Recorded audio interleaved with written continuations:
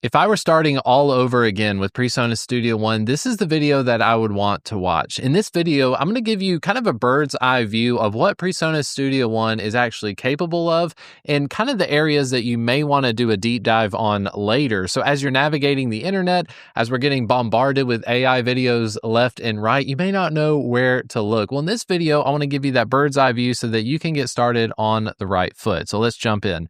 Now, the first thing when you open Studio One, no matter what version you're running, honestly, the subscription plan or the perpetual plan, it's all going to look the same at this point. So here is our home screen. You've installed the program, hopefully. If you don't know how to install PreSonus Studio One, I've actually got a video of that on my channel, but here is our welcome screen. The first thing I want you to do is notice at the bottom here where it has setup. So if you are looking to do any sort of major recording, if you're working on a podcast or you're looking to record a band or do any sort of music, under this setup tab, you should hopefully have what's called an audio interface. Now, an audio interface is essentially going to allow us to use fancy microphones like this Shure SM7B, or we can record live instruments to a better quality than what would come with our built-in speakers. So for instance, if I click under this setup tab where it says Scarlett 2i2, that's the interface I'm using at the moment. If I click this, it's going to bring me into my audio setup setting. So my playback device, the device I'm using to listen to music from through my speakers, is the Scarlett 2i2. My recording device, what I'm using to input my music or play guitar or sing, is also the Scarlett 2i2. In your situation, it is completely acceptable for you to use Studio One with your built-in MacBook Pro speakers, for instance. If you're on a laptop and all you have are the speakers built into the laptop, you may have an option here as well for using like the headphone jack on your laptop. It's totally fine because not everyone using PreSonus Studio One is going to be into music production, and we'll get to that in just a minute. But case in point, always make sure that if you have an audio interface, whatever you're using to record, make sure that it shows up here on the playback and the recording device. Now I'm going to click up here at the top left of the home page where it says new. I want to create a new session, and I'm just going to call this, let's just say we're making a fun podcast. I'm going to call it Fun Podcast 2025. Okay. Now this one's going to be saved to my documents folder. This is the default directory. So anything I record, if I record myself talking, if I record something on the piano or on the guitar, all of my recorded material is going to go to whatever this folder is, and it by default is your documents folder. So if you open up a Finder window or the File Explorer on Windows, everything should be in your Documents, Studio One, and then your Songs folder. I'm not going to get into sample rate and all this resolution stuff, but case in point, if you can hit 48 kilohertz, set it to 48 kilohertz, and you'll be just fine. Everything else, you can just copy my settings if you'd like to for now. After that, I'm just going to hit the OK button. And here we are met with what is a blank session. And I know that like trying to think about this as a newbie, like somebody that's brand new to the platform, you don't know really where to look. So in the middle of the screen, this is our canvas with which we are going to paint all of our lovely audio tracks. Okay, so everything here below this like ruler at the top, this is our canvas. To the right, they're giving us this kind of shortcuts menu. Most of the time, 9 times out of 10, I'm just going to close this window that's on the right. So where it says browse, I'm just going to click browse. All right, so if you've got your audio interface plugged in or whatever you're using to record, the first thing you're thinking is, I want to record music. Before you do, it's really important that you set up the metronome, because if I go down and I hit the record button, you're going to hear something. So by default, Studio One is really catering toward music production, but I'm doing a podcast. I don't really need what's called a click track or a metronome. So you can simply, if you don't want any of that beeping going on when you're recording, just hit C on your keyboard, and that will bypass the metronome entirely. Now, if you want to keep the metronome on, you just simply hit the C key to turn it back on. At the bottom of the screen, you can see where it says metronome. There should be a blue triangle. That is the metronome. If it's blue, it means you're going to hear that clicking sound. If it's grayed out, that means it is bypassed. Okay, so I'm going to leave the metronome off for now, but I want to get to creating music, or I want to talk into my podcast microphone here. So I'm going to go up to this plus button. You can also hit T on the keyboard.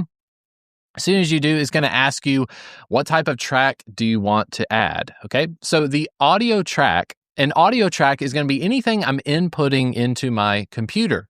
If I'm speaking into my microphone that's plugged into my audio interface, that's then plugged into my computer, that is an audio track.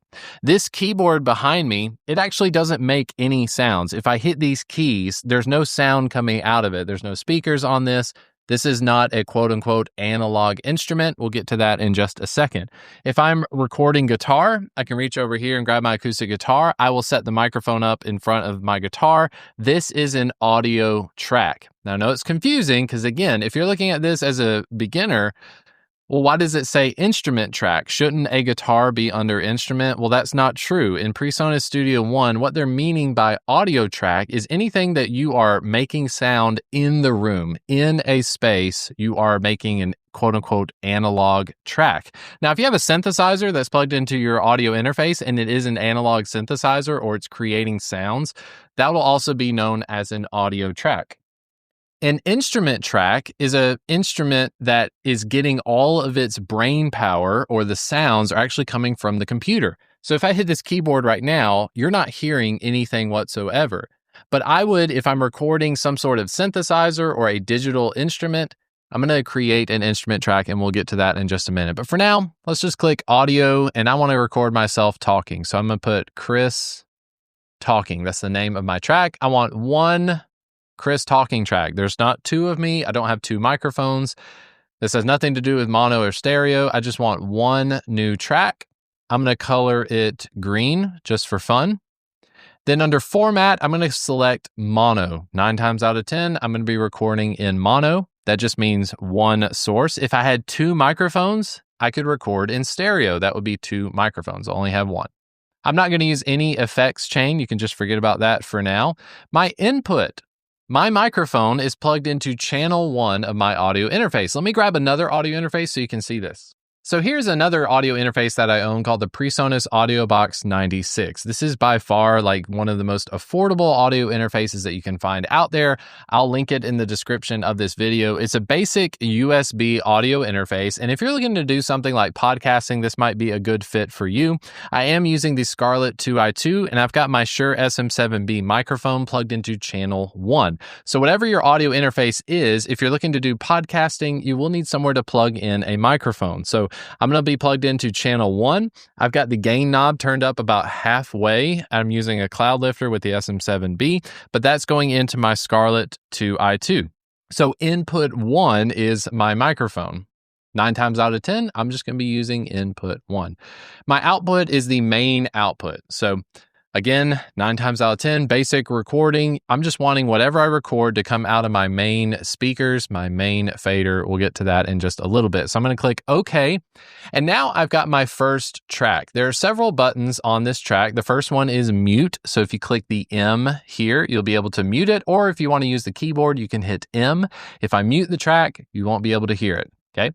If I hit S, that is the solo function. So once we start adding more and more tracks, you really want to be able to use a solo so that you can mute all the other tracks except for what I have soloed. We'll make sense of that a little bit later. This next one's fun. This is a record button, but really it's a record enable button. So if I turn this on, you can now hear quite a little echo going on. This is my voice speaking into the SM7B, but you're hearing a lot of this echo and this delay. I'm going to turn off the software monitoring feature. So based on your audio interface, 9 times out of 10, you're going to want to turn off software monitoring. Just turn it off entirely. There are some workarounds for this, and certain audio interfaces are better at software monitoring.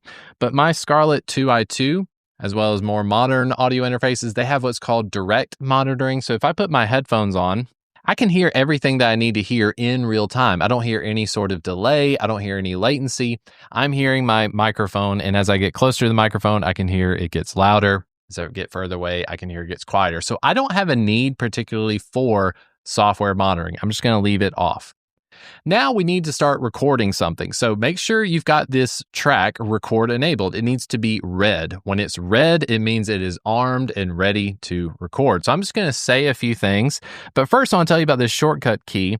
It is the left-facing arrow, okay? So we're looking at a key that looks just like this. If you hit the left-facing arrow, it's going to scoot your timeline back all the way to measure 1. I'm at measure 1. I've got my metronome turned off. If I hit record, I'll then introduce myself on a podcast.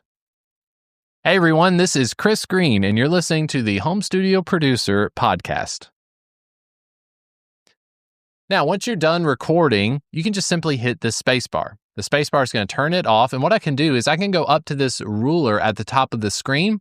I can click right here on this second beat of measure 1, and if I hit the spacebar, I should be able to hear what I just recorded. Hey everyone, this is Chris Green, and you're listening to the Home Studio Producer podcast. So let's just say that's my entire podcast. I'm just done recording with that track. The thing I want to do is turn off the arm for recording function. Because if I hit record or I start adding music, I don't want to record over what I just recorded, okay? There are ways to recover what you've recorded over, but we'll get to that in another video. Let's go ahead and add an instrument track. So if you have a MIDI instrument like the one I've got here, this keyboard is actually plugged in using an M-Audio MIDI to USB adapter, okay? It's a MIDI interface. I'll link it in the description if you're interested in looking at that. But basically, I want to go up to my Studio One preferences. I'm going to go to external devices. I'm going to go ahead and remove this so that we can walk through this together, okay? So you probably are looking at an empty screen here if this is your first time using Studio One. I want to go down to where it says Add. I want to add a new keyboard. This is very important. Even if you're using an electronic drum set, anything that is an instrument, meaning you're going to hit a drum pad or you're going to hit a key on a keyboard, that is referred to as a new keyboard. Even if it is an electronic drum set, set it as new keyboard, okay? It's going to ask for what is the manufacturer. This one is by Complete. This is Native Instruments. And then the device name is the Control S49. I think there's something weird. They spell it with a K. Okay, so anyway, down here where it says receive from, I need to change this to USB Uno MIDI interface, okay? So that is the cable I'm using. It's basically asking me, where are you getting these signals from? What cable is it traveling down? If you have an electronic drum set, like we have the TD27 at my church, you'll see it say whatever the drum set is if you've got it plugged in via USB. Now, send to is not used as often, but I'm still going to set it as that cable. I'm just going to hit OK. Now I've got a new instrument selected here. I'm going to click OK. Now we need to add the instrument track. So I'm just going to hit T on the keyboard. I'm going to go to where it says instrument. I'm going to name this piano. I want one piano track. It's going to be pink. My input device is going to be the Control S49, which is the instrument we just added. What hardware are you using? The output is what sort of instrument are you recording? So I've got several that I've paid for. PreSonus Studio One does come with some built-in virtual instruments, so you can check out, like Presence has a lot of good ones on there as well. This one's from East West. It's called Play, and it's basically a Steinway emulation. When you create a new instrument track, you want to click these little piano keys here and it'll bring up your window. So you may not have this one, but just to show you, this is what this one, I really like the sound of this one. It's basically a piano. I can go into the browser, I can load up a patch, and then if I hit any of the keys, hopefully if it's loaded in time,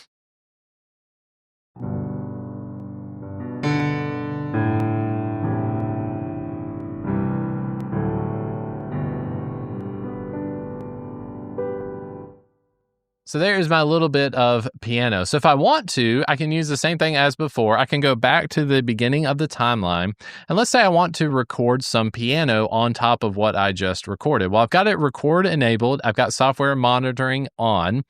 When I hit record, I then can play whatever I want to play. Hey everyone, this is Chris Green, and you're listening to the Home Studio Producer podcast.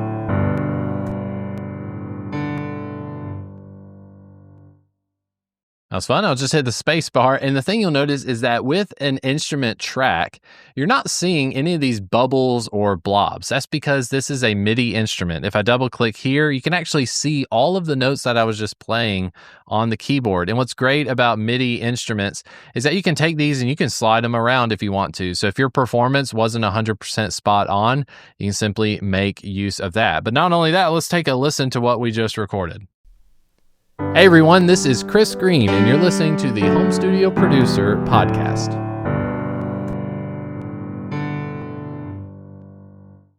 All right, pretty good. So we've got an audio track. Again, an audio track is going to be like someone speaking into a microphone, someone singing into a microphone, playing an acoustic guitar, a snare drum. That would be an audio track. An instrument track would be anything you're using that's like electronic. That would be like electronic drums or a synthesizer keyboard like this. Okay. Now here's a few tips just for some basic editing. So if you notice on my talking track, if I solo this track by hitting the S key, if you listen to the end, you'll notice you'll hear the space bar.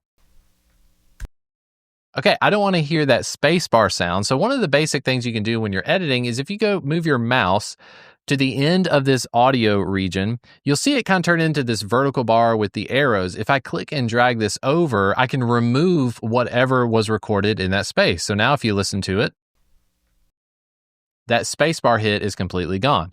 Not only that, but if you zoom in, so on my trackpad, I just simply spread my fingers like you normally zoom into something else. At the top of this region, at the very end, you can see that white bubble. If I click and drag this to the left, I can create what's called a fade out. Not only that, but at the beginning, I can create a fade in by clicking and dragging to the right. So if I want to cinch this up, if you see it sticking, meaning it's like clicking in place and you can't get a lot of finesse, you can just hold the shift key. When you hold the shift key, you can have a lot more flexibility. So if I wanted to fade this in, I could move this right here, zoom out a little bit, and then I want to cinch this up. And let's say I moved it a little too far. So pod. Instead of podcast, it just said pod. So I'm going to move it out here. Podcast. Still need to move it out a little bit more. Podcast. Great. Okay. Now, if you can't see what you're editing, let's say the audio waveforms are just too small. At the bottom right, there's this little burger stack. If you click and drag this up, it'll not increase the volume, but it increases what you're able to see on screen. There's another one on the left. If I click and drag that one up, you'll see more of the track starting to expand. So there's a lot you can do. There's tons of cursors. I've got a video dedicated to using all of the cursors in Studio One, so you can check that out as well. I will say that my favorite one by far is the split tool. So the split tool is going to be useful for going in here and creating cuts. And whenever you make cuts, you can actually go back to the mouse tool. You can move stuff around and really have fun just making a mess of things. Now let's talk about adding some basic effects. Effects could be anything from EQ, compression, to reverb, to delay, distortion. You can really find an endless supply of effects out there. So at the bottom right of the screen, we have the mix tab. If you open up the mix tab, it's going to look more like a mixer, like a console you would see at a live concert or a live event. You can move faders up and down to turn things down, bring it down, or turn it up. But if you want to add an effect, let's say that I want my voice to have some sort of really big reverb, okay? I can go up to where it says inserts and click the plus button. Then I want to go down to PreSonus, and I want to look for the one that says Room Reverb. Now, there are a lot of presets, so any plugin you load, they'll generally have a section for presets. So let's see, it says default right now. If I click this, I can change this to where it says church. We can take a listen to that. Hey everyone, this is Chris Green, and you're listening to the Home Studio Producer podcast. Now, every preset will need to be finessed a little bit. I would say the mix knob is a little too high. It's at 20%. I can bring the mix knob down to about 7%. Let's take a listen to that. Hey everyone, this is Chris Green, and you're listening to the Home Studio Producer podcast. I'm not going to go into all the effects that are possible out there. Again, I want to encourage you to hit the subscribe button. I've got many videos on my channel about mixing drums, mixing acoustic guitar, and so forth. But just so you have an idea, you can essentially just add as many plugins as you want. I can add Ampire, which is PreSonus's version of like guitar pedals or something like the Line 6 Helix. I wonder what it sounds like on my vocal. Let's take a listen. Hey everyone, this is Chris Green, and you're listening to the Home Studio Producer podcast. Okay, not my favorite thing ever, but if you go back to the mix tab, if you've added different plugins, you can also mix these things around. So if I just click and drag Ampire, I can put it to come first, or I can make it come after the reverb. I can also bypass a plugin. If I just click the little power button next to whatever I've added, you can basically turn it off if you're just wanting to try things out. Hey everyone, this is Chris Green, and you're listening to the Home Studio Producer podcast. Once you've edited and added your effects and done a little bit of mixing, you're probably going to want to export whatever it is that you've recorded. So to export something, the way that I like to do it is simply using what's called the loop region. So just above the ruler, if I go above measure 5 here, where everything seems to be over, it turns into a pencil tool. If I click the pencil tool and drag to the left all the way back to measure 1, I've created this loop region. Now, the loop region, it can certainly be turned into a loop by clicking the question mark key. And when it turns blue like this, if I go to the end of measure 4, you'll notice it'll start back over again. Hey everyone, this is Chris Green, and you're listening to the Home Studio Producer. So I've got my loop region set. I'm going to go to Song, Export Mixdown. I'm going to give my song a name, like I've named mine Fun Podcast. I'm going to export a WAV file and an MP3. MP3 is going to be easier to share. It's going to be a lower file size. WAV is going to be more consistent to what you've been hearing within your session. So WAV file, 24-bit, 48K. MP3, I like mine at 48K, constant bit rate, 320 kilobytes per second. I'm going to export between the loop. That's why I set up the loop region. I just want to export what's inside of that. And then at the bottom, I'm just going to click OK. As soon as you do, now you've got your 2 files. You can take these, share them with the world, upload them to Spotify if you're interested. Now, of course, if you made it to this part of the video, you're very interested in PreSonus Studio One. So a couple of action plans for you. I hope you'll hit the like and subscribe buttons to this video and check out the other videos I have here on my channel. I've got hundreds of videos on PreSonus Studio One. You can certainly drop a comment if you have any questions. I'll try my best to get to them. If you want to have any direct communication with me, the best thing you do is head over to patreon.com/HeyChrisGreen. I've got a few tiers that I want you to check out. The first one is the Academy tier. On the Academy tier, you're going to get access to all of my session files and even this Studio One session here. For some reason, if you want to open it up and play along as I'm doing my different videos, I've got digital products such as templates and CG drum samples you can check out over there. But also, I've got a tier that if you're interested in doing some one-on-one coaching, you can find me over at patreon.com/HeyChrisGreen, and we can kind of make a battle plan specifically for you as you're getting into PreSonus Studio One. My name is Chris Green. I want to thank you so much for watching this video, and I'll see you in the next one. All right, bye.